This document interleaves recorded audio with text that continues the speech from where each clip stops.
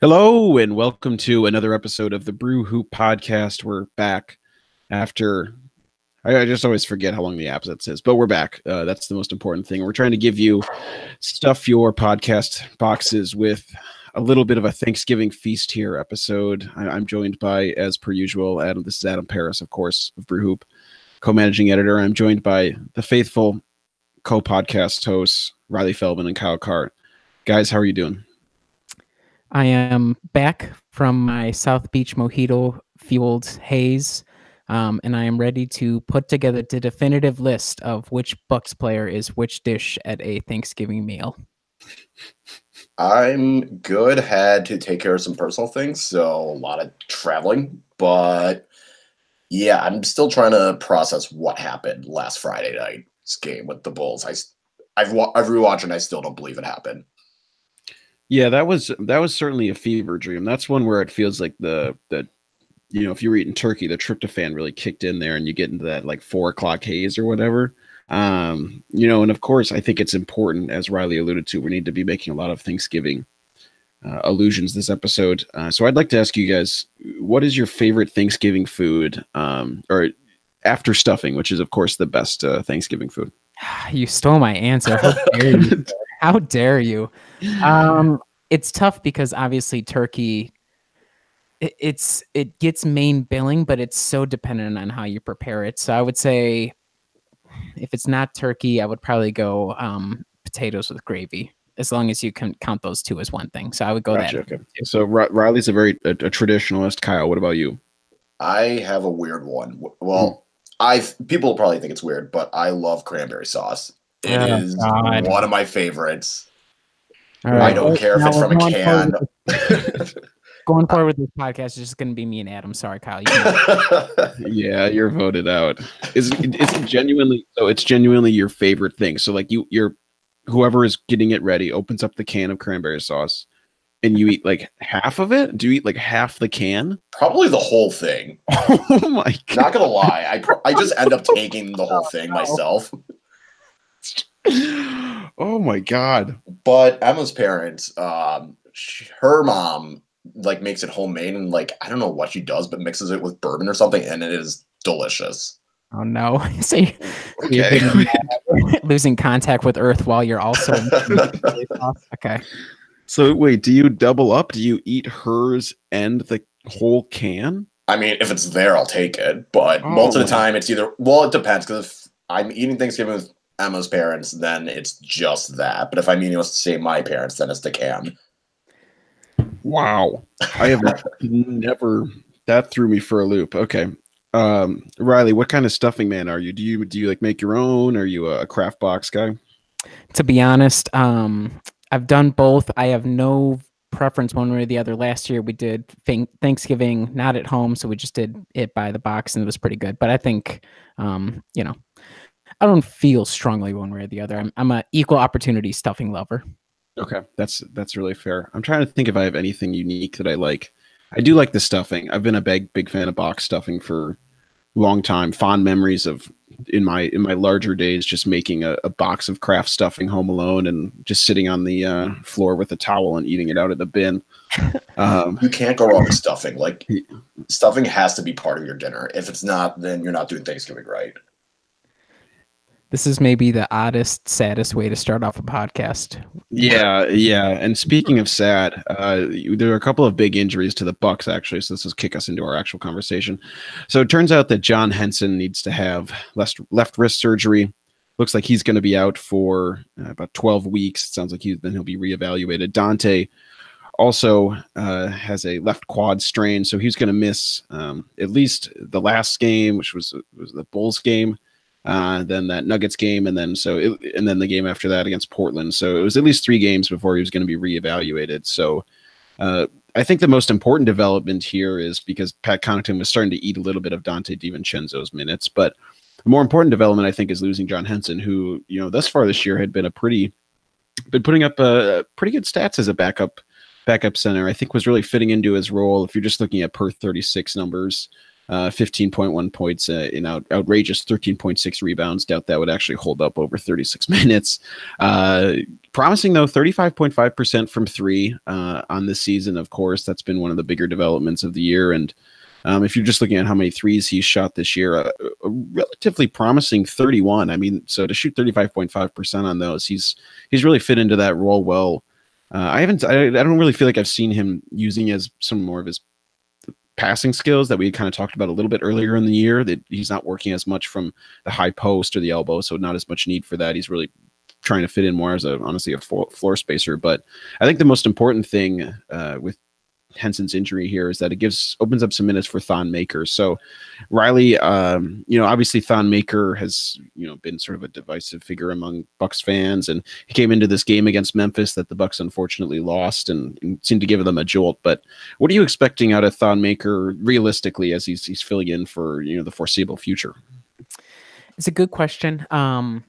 I think it's obviously unrealistic to expect playoff Thon to be around for the entire season, because we've been waiting for playoff Thon to make regular appearances for years now. I'm not sure how large of a drop-off there'll be when we move from John to Thon, if only because the things that you lose in terms of rebounding percentage and things like that, in theory, you're going to be able to make up for on the offensive end, because while John has fit in quite well in Bud's system with, as you just said, making 35% of his threes and taking quite a few of them. I would say the one edge that Thon will have is the fact that his shooting was a part of his game since he came into the league. And it's arguable about how good of a shooter he is, but I think his 3-point attempt rate is like 60% or something along those lines. And he's making, I'd have to look up the percentage, but it's 60%, and he's shooting 38.1% on those this year.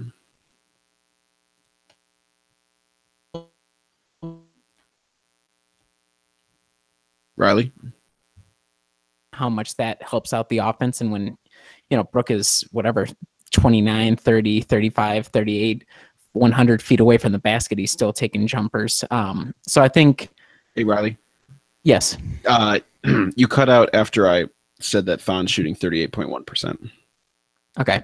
Well, the moral of the story is, I think we'll see decreases on the rebounding numbers. Probably, though, it'll be made up. We'll have to see how it works out, but I think it'll be made up by increased shooting on the other end. So we'll just kind of have to see.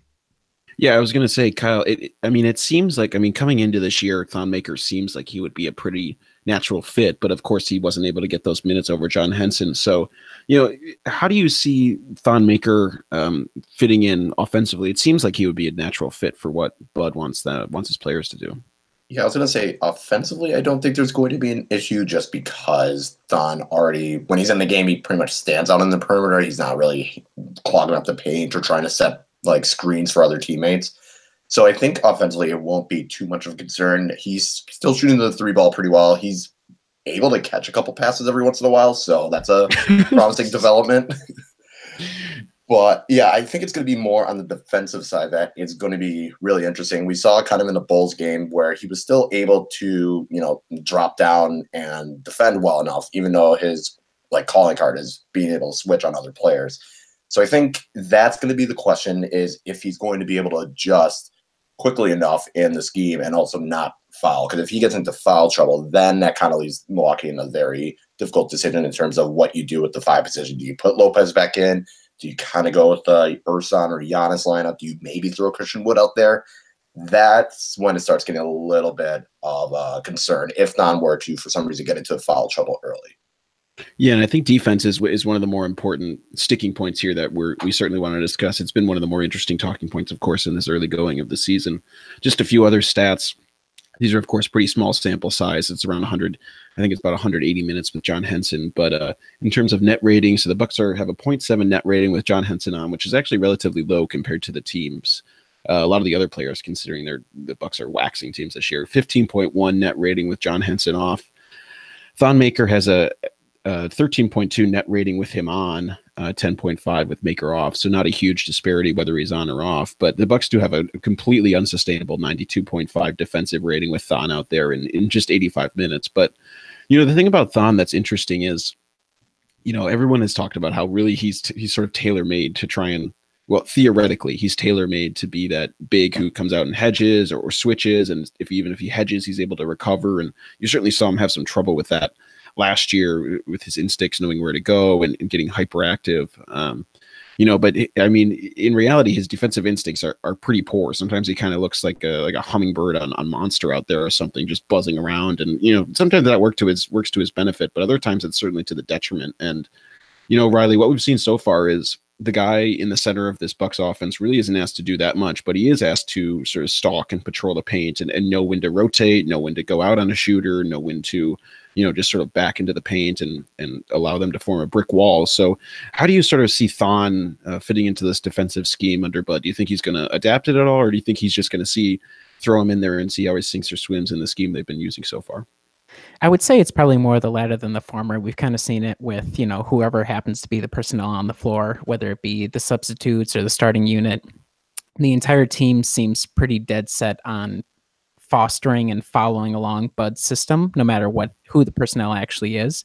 So I would anticipate, at least early on, and this will kind of be a question for Bud's office or Bud's system as the year goes on, but I think we can anticipate early on for Thon that he's going to be asked to fulfill the same exact defensive role that Brooke and John are.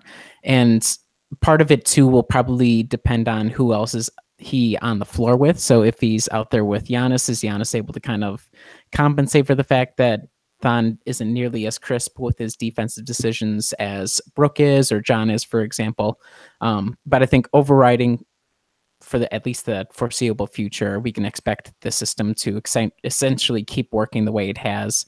And if Thon is like a complete and total disaster, I would almost think that maybe Bud, if it feels more comfortable with Giannis or, like Kyle was saying, somebody else, just to make the system continue to function, I would probably guess that instead of changing the system, we're going to see somebody else out there before things are shifted for Thon's benefit. Yeah, I think that makes sense. So the other thing I was thinking about, Kyle, was how I mean, I don't think this was Thon's. This, in my opinion, was not going to be a good thing for Thon long term to be some sort of backup for. But we had certainly seen that under Bud so far, a little bit in the preseason, and some to start the season as well. And it was really the only way that Thon was getting on the floor. So if you look at Basketball Reference, his positional estimate, they have him at 7% this year at power forward, 93% at center. I mean, granted, that's not a ton, but his rookie year he's at 100% center. Sophomore year, 2% power forward, 98% center. So I think in reality, a lot of us believe that Thon, if he's actually going to have value, is probably going to have to play center. So do you think this is a good opportunity here to actually see him in the position that he could potentially have value at long term, as opposed to being sort of shoehorned into this power forward position? Yeah, I think this is going to be ideal for Thon to make his case on why Milwaukee decided to pick up his option. I know some people out there are not thrilled with it, and I can understand why, because it's not like Thon has been a good NBA player for the couple of years he's been in Milwaukee. He kind of shows the flashes. We've seen playoff Thon, we've seen Toronto Thon. So it's really important for him just to show that he can at least come in and, I mean, he doesn't have to outplay John Henson right now. He just at least has to show that he can play at the same level that Henson did prior to his injury. And if he does that, then not only will Milwaukee be fine, but it will show that, okay, Thon can at least be counted on to give rotation minutes. And that's something that we haven't seen in the last couple of years. And I think that's something that we'll want to know, whether even if we want to trade Thon down the road, at least he can show this guy is an NBA player, which I'm still convinced he is. And I mean, he has the tools and he's kind of in the system that should allow him to flourish. So hopefully he takes full advantage of it, because if not, then it's going to be a very long 3 months without John Henson, words I never thought I'd say going into the season. So, okay, the other thing that you alluded to earlier, Riley, is the fact that we'd probably see someone else slotted in if it seems like Thon Maker is struggling here. So do you think there's any chance that the Christian Wood stands will finally get the opportunity to see him suit up not in a Herd uniform? Maybe, but I actually watched my first Herd game last weekend in a bitter loss to the Windy City Bulls. And Christian Wood got quite a bit of run, and I think he ended up with like 23 points and 12 rebounds. But both him and Sterling Brown, who was also on assignment with the Herd, neither of them were super impressive for being NBA guys who were assigned to the G League. It's weird because Wood he seems to have a lot better control over his length, especially on the offensive end, versus Thon. But I don't know. He didn't seem to have that strong of an outing. So I'm sure eventually he'll probably get a little bit of minutes, but I'm almost wondering if Bud will feel more inclined to utilize maybe Giannis just because to get some experimentation within like a competitive environment for later on in the season. So I'm not sure if Christian will be the de facto first guy after Thon to get minutes.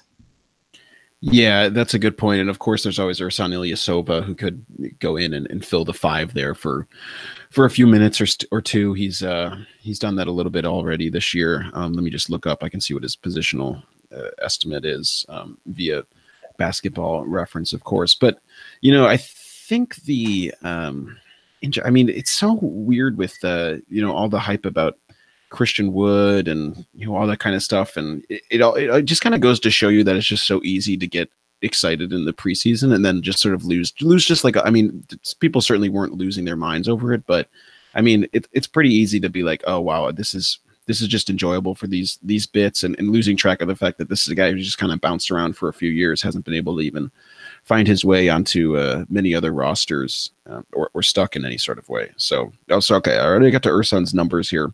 So interestingly, they have him at 25% small forward this year, which is, he's almost never played small forward or listed at it via Basketball Reference in his career. The only other 2 times were one season he was at 2%. One season he was at 9%.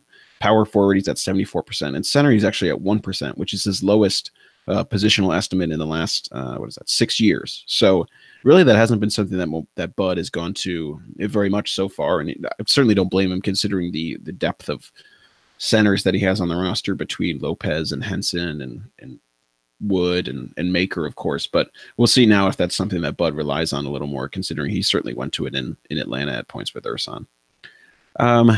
So, of course, the other injury that we have to talk about is Dante DiVincenzo, and hopefully his doesn't last nearly as long as John Henson's. But I think it's time, you guys, that we get to one of our favorite segments of the podcast, and that is, it's time for Dante's Inferno. I'm so glad that is now a thing, by the way. There's supposed to be like some sort of graphic right there where like yeah, well, that is pretty much what the sound is like. The bumper is, well, yeah, the bumper that you just heard, because I'm not editing this out. All right, guys, let's talk about Dante's Inferno, and I have to say this is certainly the saddest entry, I think, to Dante's Inferno yet. So I just literally had trouble coming up with something. So what I'm going to highlight is Dante attending the Hoops to Troops dinner with Brooke Lopez. So they went with some vets, and they had dinner with them, and there's a nice video on Bucks.com, and Brooke Lopez is the only one who talks. Dante DiVincenzo doesn't get even a second to be a talking head, so who knows what if he was even videoed or if his stuff got cut out. But you know what, that stood out to me was Dante going down there and having some dinner with some vets. So kudos to you, Dante. Riley. Did you go to me by chance? Yes. Yeah. Sorry, I was away from the computer there for a second. Checking on your pizza. No, I just saw it. Okay. This is going well. All right. This is good. All right.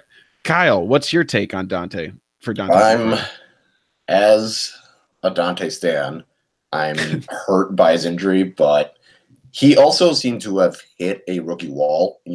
I think a lot of it was because of the defensive assignments he's had in the past couple of weeks. I mean, he's had some tough assignments between CJ McCollum. He's just had a gauntlet of trying to defend guys. I mean, I think he had Klay Thompson at one point during the Western Conference road trip. He seemed like he was running out of steam, and because of that, his shot wasn't falling. So maybe this injury will kind of be a good thing. It'll give him a chance to, just like recoup, try and just, get back to watching a NBA, like watching it from the bench instead of trying to be thrown into the fire. So I think that's going to be something that I'm going to look at in the next month or two, assuming he comes back from injury in the next week. He was also at a screening with Eric Bledsoe, Malcolm Brogdon, and I think Sterling Brown was there, and I think Tony Snell. They went and saw Creed. Yeah, I think Henson was too. Yeah, I didn't see Henson. I know there's a picture, and I saw Bledsoe, Brogdon, Dante, and Snell for sure. So they were watching Creed too. So that's another thing that Dante was doing. So good to see him get involved in the community. Yeah, I was going to say that was the other thing is the Bucks do a lot of stuff in the community. I don't know, we don't publicize it that much on the website, but they do a lot of awesome stuff. So I wanted to highlight Dante going out and doing that. And you bring up an interesting point with him getting all those tough defensive assignments. The West Coast road trip was not kind to him, especially in regards to that. CJ McCollum tape that went viral, and I felt really bad for him then. So, but hopefully he gets back safely and is able to get back out here, and we'll have some prime entries for Dante's Inferno. Riley, you have anything? I can actually contribute now that I'm actually here at the laptop.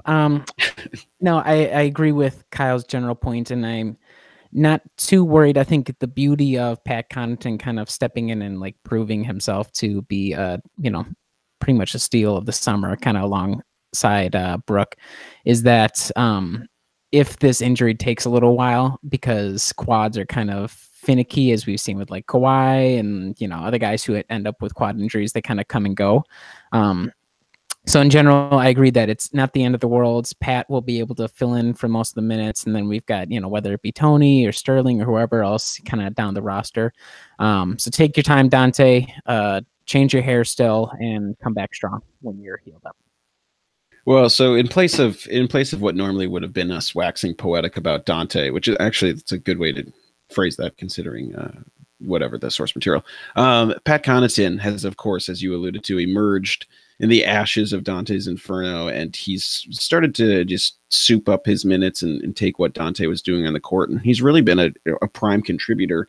And I think what I want to parlay this into is a discussion of some of the assets that are on the Bucks roster, and then eventually a look ahead to free agency next year. And so I want to start this conversation first by just laying out what the loyal Brew Hoop readers had as the ranking the roster results for this season. So I'll go through this, and then I'll sort of ask who you guys think might be movers and shakers on this list. So I'll start off. So Giannis was, of course, number 1. Chris was number 2. Bledsoe was 3. Brogdon 4. Brook Lopez finished 5th. Ersan Ilyasova was 6th. 7th was Thon Maker. 8 was Dante DiVincenzo. 9 was Tony Snell. 10 Sterling Brown. 11 Pat Connaughton. 12 Matthew Dellavedova. 13 John Henson. 14 Christian Wood. 15 Tyler Zeller, RIP. 16 Shabazz Muhammad, double RIP. Ooh, then 17 DJ Wilson. All right. Well, the last place is still correct. Yeah, I was gonna say it feels just about right for DJ. Yep. Okay. So, all right, Kyle. Who do you think, if we're just going over that list with a cursory glance, who do you think seems like they should move up? I definitely think Pat Connaughton would move up, maybe even up to 7, just because I don't know if I'd put him ahead of Ersan yet. Ersan's kind of been in a bit of a slump lately, but I think with Ersan's just ability to rebound, take charges, still shoot the 3 ball, and like he plays that all-important backup to honestly give him a breather every once in a while, I'll still put Ersan slightly above. But I think Pat Connaughton has played his way up into the 7th spot. Sterling Brown, unfortunately, I think would probably drop down maybe to that 12 or 13 range. So kind of maybe like a swap between where, like, I don't know. It's just kind of tough. While I think John Henson deserves to at least be in the top 10, probably, ahead of Tony Snell and maybe even Dante. So I think that's the only things I would adjust. Otherwise, the top 3, I mean, I was going to say Giannis, Middleton, Bledsoe seems pretty fair. You can argue Lopez would be ahead of Brogdon, but I wouldn't. I'd be okay if you had it, you kept it the same. Yeah, I think it's pretty much like John Henson deserves to be in the top 10 and maybe even 8th. All right, Riley, any reactions?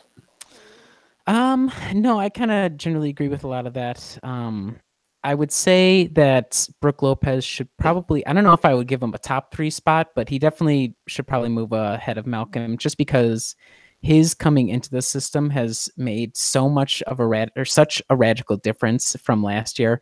Whether it be, I think the team is now, 2nd place in terms of rebounding percentage. The defensive scheme is like predicated upon him fulfilling his role and consistently being there to force mid-range shots. Obviously, I don't know what his win share percentage is, but God knows how many games we've been kind of on the ropes, and he, for whatever reason, hits 5 threes in a row, and the team is right back into things. So the one downside for him is the fact that he's only on a 1-year deal. So if you're looking at asset, then that kind of knocks him down. But in terms of just on-court production, I think he's made a case to move up. And then otherwise, kind of looking through the list here, John Henson, I would also move him up, if only because he seemed to finally be breaking through a little bit, even though his contract still is not great. And the guy that I would elect to put at the very bottom, right next to DJ Wilson, would be our good friend Matthew Dellavedova, if Get him only down there. because Yep. put him down there. He's if you're the victory cigar, you definitely deserve that second to bottom spot.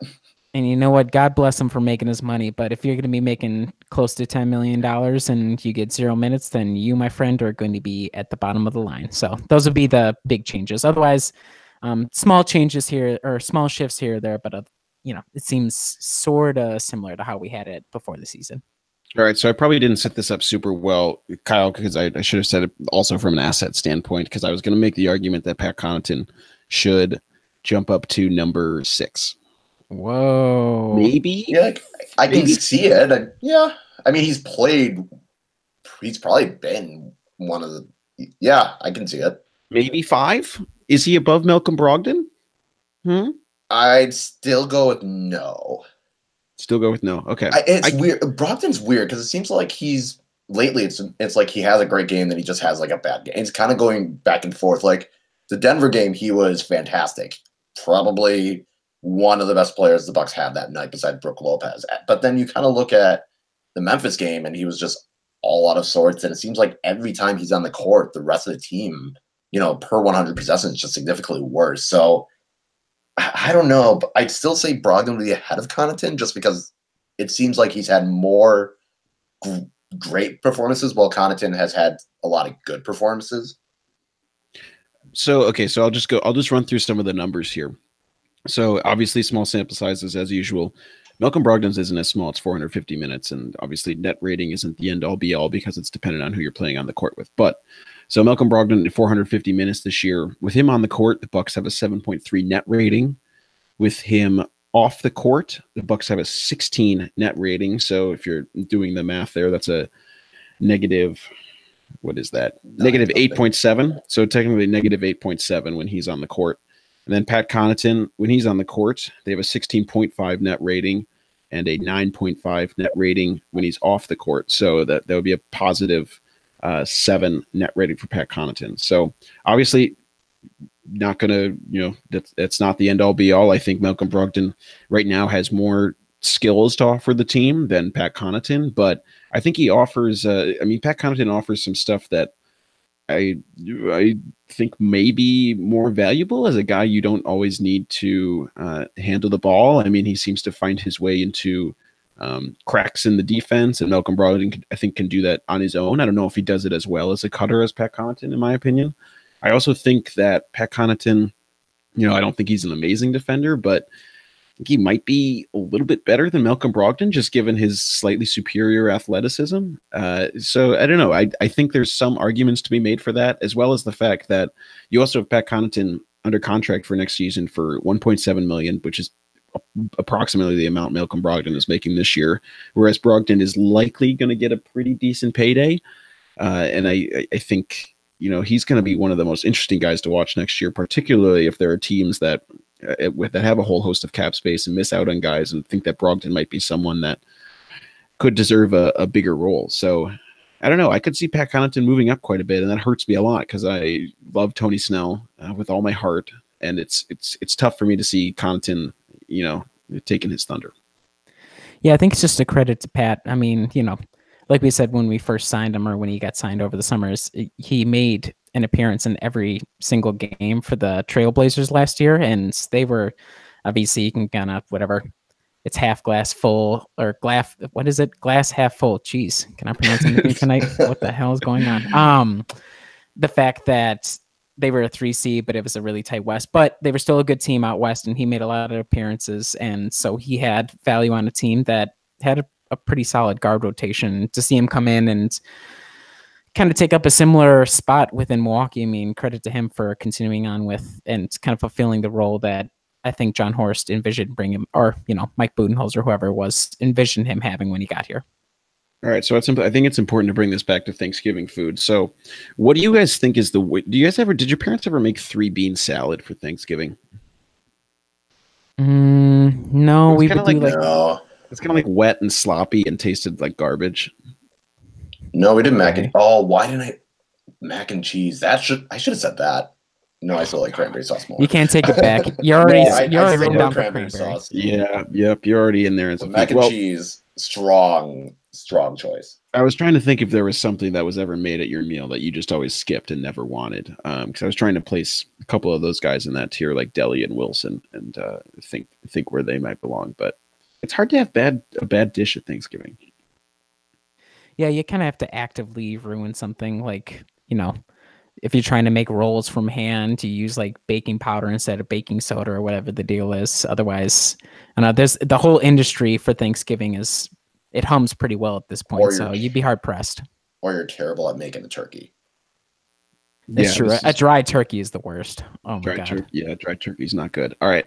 So I think the other thing we should discuss before we do a quick look ahead to the games is Riley brought this up, is trying to think about some of the guys that we have, because obviously the Bucks are doing well, and so we need to come up with some random thing to pick at and discuss for the next year. So you wanted to kind of look at some of the free agents that we have next year and re-rank them in order of importance and who we think they are. So why don't you just run through what you have, Riley, for the couple of players that you thinking we should evaluate?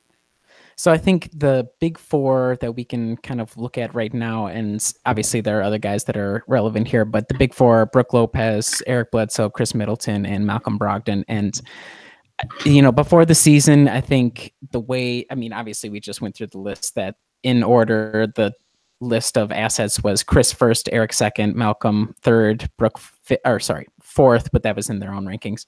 So I was just kind of thinking about, as we go on through the season, how to prioritize the Bucks. They don't have like zero money, but they're going to be in a pretty tight situation in terms of cap. So I was just kind of going through and putting my own rankings. I still think I have Chris first overall if you're going to choose those four guys and who you have to get money to. And then after that, it's really tough deciding who to give the cash to and who to keep. And it's all kind of predicated upon what their market is like and what the next contract is like. But we can kind of start there. I don't know if either of you guys disagree with Chris being the top priority of those four guys in terms of free agents, bringing them back. No, I have no disagreements. Yeah, I don't disagree. I think there's a sort of a weird hipster argument to be made about Brook, just considering his value to the team this year, but just in terms of sheer talent, Chris just overwhelms him too much. Yeah, and then after that, I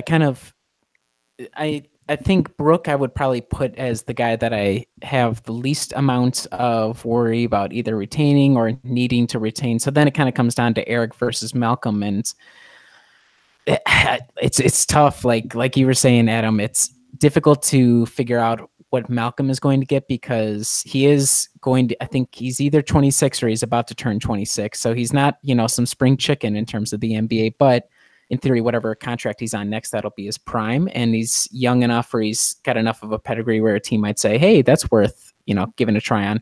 And it's clear that Eric Bledsoe, the way that he goes on any given night is a big indicator of how the Bucks will do, especially on the defensive end.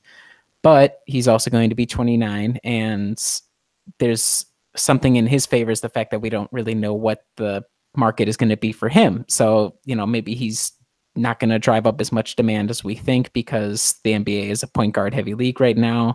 And his value is highest to the Bucks than it is to anybody else. So I had difficulty kind of figuring out which of those two I valued more. So you had Brook last? Yeah, I'd say so. And that was I think part of that was because I think the Bucks per the CBA are a little or their hands are a little tied as to how much they can offer him. I think it's just like 1.2 or 1.5% or 1.5 times however much he's making this year. Mm-hmm. So I think that was my only rationale. I think they can only offer him a 1-year deal as well. I could be totally wrong on that, but I just thought the other two guys were maybe had a little more value in terms of being re-signed. What do you think, Kyle? So yeah, I would definitely have Middleton first. I guess I'm looking at it as more what's the alternative if you don't sign the player. So like with Brook Lopez, if you don't have him, you can we've seen that you can kind of roll with Henson and Don, and it wouldn't hopefully be too much of a significant drop off. I mean, Lopez is probably a better shooter and shoots it more frequently, but it seems like you can put another center in that lineup and you can still play pretty well. And with Bledsoe, it's tough because, I'm trying to think what other point guards that are out there that are going to be available would you really take instead of Bledsoe. I would say Kemba Walker would be the first choice, and then I don't know, maybe Terry Rozier. But after that, it's kind of like it's really bleak. It's not like there's really a point guard. This is like a point guard heavy draft either. So I think it would put Bledsoe second just because he's just been so good this year that, especially defensively, I think it's better to have a gamble on him. And yeah, you might have to give him his last big paycheck, and hopefully his body doesn't, deteriorate or fall apart. So I guess I would take Bledsoe second in terms of priority. And then I would put Lopez third just because what he can do is so beneficial to the Bucks. While with Brogdon, I mean, he's playing as a 2 guard right now. And I mean, we've seen with Pat Connaughton, you can find a 2 guard out there and sign him to a pretty much a lower market deal, and he can give you good minutes. So I would say I go Middleton, Bledsoe, Lopez, Brogdon. Okay, I think I agree with that. I guess before the season, I think we did what we do. I think us personally did our top 5 for players that we thought might be most valuable, or however we define that. And I definitely was standing for Eric Bledsoe. So I have a lot of qualms with signing him to a contract after this year for a lengthy time. I think that's going to be one of the most difficult things for this team to figure out is, they're in this precarious situation where they're going to go to the playoffs and they have to try and sort of make this decision they're really only going to have like this one playoff run together right under Bud. And so are they going to, if they have a superb regular season, are they going to take that load of data that they have that this Bucks team might be really, really good, but then they play disappointing in the playoffs? Are they just going to be like, okay, well, we need to figure out ways to fix this right now. We need to jettison this player, and then get in this new player and this new player. I mean, this was a similar thing that Toronto was facing for years. And granted, they didn't have a player nearly as good as Giannis, but it seems like they probably, waited a little too long to try and shift up their roster. And eventually, obviously, they made a huge change now. But I think that's something that the Bucks are going to have such a hard time figuring out going into next season is, do we take whatever the sample size is in the playoffs? And obviously, if they do really well, then that makes the answer a lot easier. But if they are slightly disappointing after having, a superb regular season, I mean, they're top 5 in offensive and defensive rating, for God's sake. I think that's going to make their summer one of the more, obviously we've all thought it would be fascinating, but I think it's going to make for some really difficult decisions, on the top level. And so, I mean, I'd go Chris and Bledsoe. I think Brook is more important than we're making him out to be. I mean, I was just curious about this. I looked up guys in the NBA who are averaging at least 7 3-pointers a game, and I ranked them by 3-point percentage. Number 1, Stephen Curry. Who do you guys think is number 2? Is it Brook Lopez by chance? Close. It's Chris Middleton. Oh no! I was going to guess John Henson, but yeah. No, he's actually not that close to the top. So we're actually going to go a really long time before we get to him. So who do you guys think is third? I got burned saying Brook Lopez, so I'm going to. No, it's Brook Lopez. Okay. So, obviously it's a hot start, but the dude's averaging 7.1 3-point attempts per game, making them about 2 percentage points less than Chris Middleton. He's third in the league among guys who are averaging that much. He's above Holiday, Walker, Redick. I mean, it's crazy. I think the thing that we have to think about here is I think back to that Bucks team that, granted, very different situations, far better coach, but I think back to Jason Kidd's first year. They had those interesting decisions to make after that year, so they got rid of some veterans who were really, really helpful to the team, like Jared Dudley and Zaza Pachulia, and then they basically used some of the dollars that they saved that they would have paid to them and brought in Greg Monroe, and we all know how that worked out. So I think there's a really difficult calculus to what this Bucks front office has to figure out based on sample sizes from regular season, playoffs, and decide who is the most important pieces going forward, and maybe what their window is too. The one heartening thing when looking at the decisions they're going to have to make is, let's assume that they do commit to Chris for however much is going to be quite a bit of their cap space. I'm definitely made a lot more positive, or I feel a lot more optimistic based on the small moves that John Horst and Mike Budenholzer were able to make, whether it be Pat Connaughton or Brook Lopez or Ersan Ilyasova. Each of those guys brings quite a bit of value in their own way so far, or at least, 15 games into the season. So, and I think there's going to be room for teams next off season that don't jump into the feeding frenzy right from the get-go and kind of bide their time, which I think if Milwaukee plays things right, they could be one of those teams. You could probably find quite a number of steals on the open market. So even if, for whatever reason, you're not able to bring back Eric Bledsoe or Malcolm Brogdon or whoever it happens to be, you hope that there's room to find good deals for value players out there. So that's one area where I feel a little bit more confident than I would have, even 5-6 months ago. That's fair. Kyle, any last words to add? I just don't know what's going to happen. I feel like Middleton's going to set the market for everything else. Because if you can, I'm expecting Middleton to get the max. But if for some crazy reason Middleton takes a slightly lower deal, maybe it kind of trickles down. So then Lopez might be able to take, a lower deal. Brogdon might not take like a $10 million deal and will take an 8. I kind of wonder if trying to win would possibly prioritize over getting your money. I doubt it, but it'd be interesting to see. Yeah, of course, everyone knows Giannis took a bit of a pay cut. So, but Chris already had a pretty decent pay cut in his last deal as well. So the man probably wants to get paid, and I don't blame him at all. And so we'll be monitoring this all season. I'm sure this will come up on podcast after podcast. But I think it's time we take a look ahead then at the next 6 games before we likely podcast again. So this Wednesday against Portland Trailblazers, they play at 7:00 Central. Phoenix Suns are on Friday, 7:30 Central. San Antonio, 7:30 Central. At Charlotte, 6 p.m. Central. Thank goodness. God, I love when they play on the East Coast. Chicago, 7:00 Central. And then the Knicks at 4:00 Central on Saturday, December 1st. So good chunk of games there, guys. And as usual, we'll keep our predictions going. And I would like to shout out Kyle and Riley, who both accurately predicted a 2-2 split on the road trip. I got too excited. I guess 3-1. So I guess in terms of who's been winning our little breakdowns here, our little sprints, Kyle has basically had the correct record 2 times in a row. So I'll let you lead off this time, Cranberry Man. All right. I feel like the Portland one is really the toughest one for me to gauge. I can see them dropping that game, but I'll be optimistic and say 5-1. Whoa. I'm going to say, I'll say 5-1 because they'll either drop the Trailblazers game and then go on a winning streak, or I could see that San Antonio one for some reason just being like a weird. I get to see San Antonio just hitting every mid-range shot possible, and the Mavs just screwing over the Bucks. So I'll say 5-1. You are right that it seems every freaking team has their historic shooting night against us. Like one dude gets hot for whatever his career 50-point game. I'm going to go slightly more pessimistic, and I'm going to say 4-2 over the next 6. I agree with you, Kyle, that the 2 tough ones to pick obviously are the Trailblazers and the Spurs. I'm going to say they'll beat the Trailblazers, but then we're going to get Jabari Parker game part 2, the game that was stolen from him, and they will drop the game against Chicago, and we'll have to fold the team because we'll be so disgraced.